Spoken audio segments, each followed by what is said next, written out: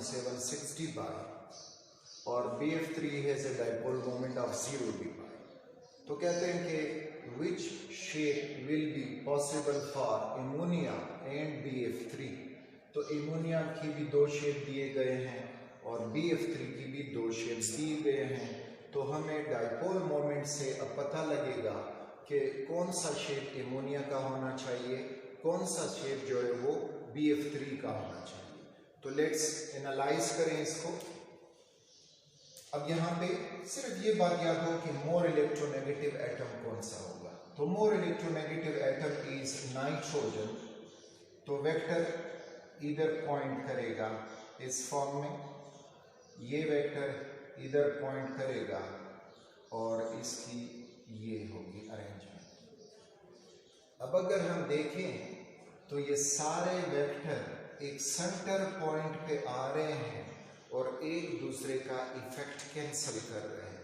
तो resultant vector इधर हमें मिलेगा 0। तो जब रिजल्टेंट वेक्टर 0 मिलेगा इसका मतलब है कि इसका डाइपोल मोमेंट भी 0 dBi होना चाहिए, लेकिन एक्चुअली डाइपोल मोमेंट 0 dBi नहीं है। तो मीन्स कि this is not the possible shape for ammonia molecule. अगर हम इस शेप को एनालाइज करें तो अब यहां पे ये आपको वेक्टर मिल रहा है, इस डायरेक्शन में जा रहा है, ये वेक्टर इस फॉर्म में है और तीसरा वेक्टर इस फॉर्म में। अब ये सारे वेक्टर एक दूसरे को कैंसिल नहीं कर रहे हैं क्योंकि इनका जो रिजल्टेंट वेक्टर है तो वो फुल इस डायरेक्शन में जा रहा है। ठीक, ये सारे सेंटर पॉइंट पे आ रहे हैं।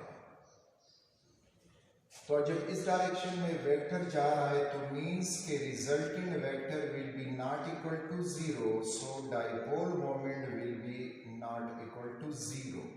तो मींस के एमोनिया का ये पिरामिडल शेप पॉसिबल शेप है, दैट इज पिरामिडल शेप।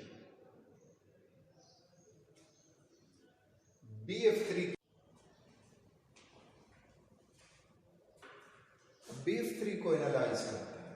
तो BF3 में अगर हम वेक्टर बनाएंगे so all these fluorines are more electronegative. तो वेक्टर इस डायरेक्शन में होंगे विद द क्रॉस स्ट्रैंड्स। अब यहां पे ये वेक्टर एक दूसरे को कैंसिल नहीं कर रहे, या आसान अल्फाज में अब आप ये कह सकते हो कि इस सारे मॉलिक्यूल का एक एंड जो है वो पॉजिटिव हो गया है और ये दूसरा सारा एंड इसका नेगेटिव हो गया है। तो जब ये कंडीशन होगी the molecule will be polar और इसका dipole moment should not be equal to 0 dBi। अच्छा, फिर वहां पे जा रहे हैं, वहां पे देखेंगे तो अगेन फ्लोरीन मोर इलेक्ट्रोनेगेटिव। तो इस तरह ये इस फॉर्म में आ जाएगा और ये इस फॉर्म में। अब अगर हम देख लें तो जो बोरॉन के ऊपर पॉजिटिव चार्ज है तो वो घेर लिया है इन नेगेटिव चार्जेस ने, पार्शियल नेगेटिव नेगेटिव नेगेटिव।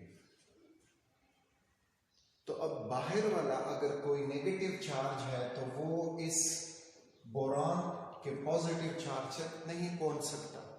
जब नहीं पहुंच सकता तो मीन्स के this whole molecule is non polar और इसका डाइपोल मोमेंट जो होगा वो 0 dBi आएगा। और इधर अगर हम रिजल्टेंट वेक्टर फाइंड करेंगे तो वो भी 0 के बराबर होगा क्योंकि सारे वेक्टर ऐड करोगे, ये वेक्टर उठा के इधर लगाया,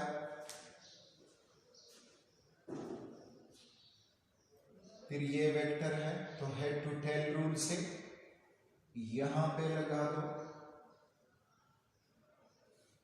head to tail rule, sorry this is over here, और फिर ये है तो ये इधर आके लग जाएगा। So you will get that the resultant vector is equal to 0.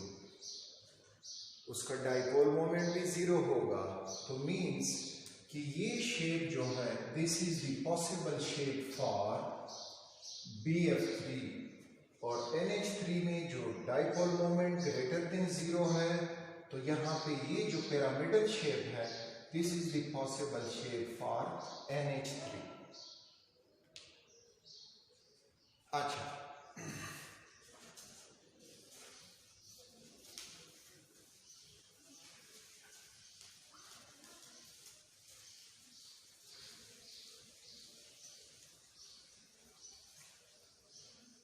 अब फॉर एग्जाम्पल हमें ये दिए जाते हैं कि this is benzene,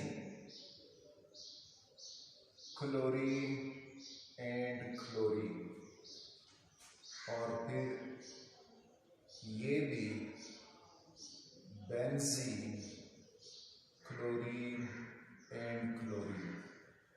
this is para dichloro benzene, या IUPAC name 1,4-dichlorobenzene. ये है आर्थो डाइक्लोरोबेंजीन या 1,2-dichlorobenzene.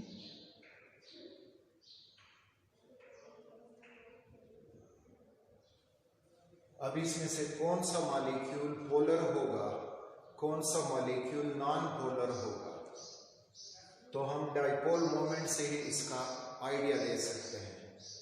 तो इससे पहले कुछ एग्जांपल हमने डिटेल से समझे, अब शॉर्टकट मेथड के हम कैसे समझेंगे. तो पहले आप इलेक्ट्रोनेगेटिव एटम देख लें और लेस इलेक्ट्रोनेगेटिव एटम देख लें. तो अगर इस तरह हम करेंगे तो सारे जो ये कार्बन है और क्लोरीन हैं, सब में मिलके आपको क्लोरीन मोर इलेक्ट्रोनेगेटिव मिलेंगे. यहाँ पर भी ये दोनों क्लोरीन जो हैं वो मोर इलेक्ट्रोनेगेटिव हैं. तो इस तरह से इस मॉलिक्यूल का स्केच अगर मैं ड्रा करूं तो स्केच कुछ यूं ड्रा हो जाएगा. ये दोनों एंड उसके नेगेटिव हैं और यहाँ पे पॉजिटिव चार्ज एक्युमुलेट हुआ है बिल्कुल दरमियान.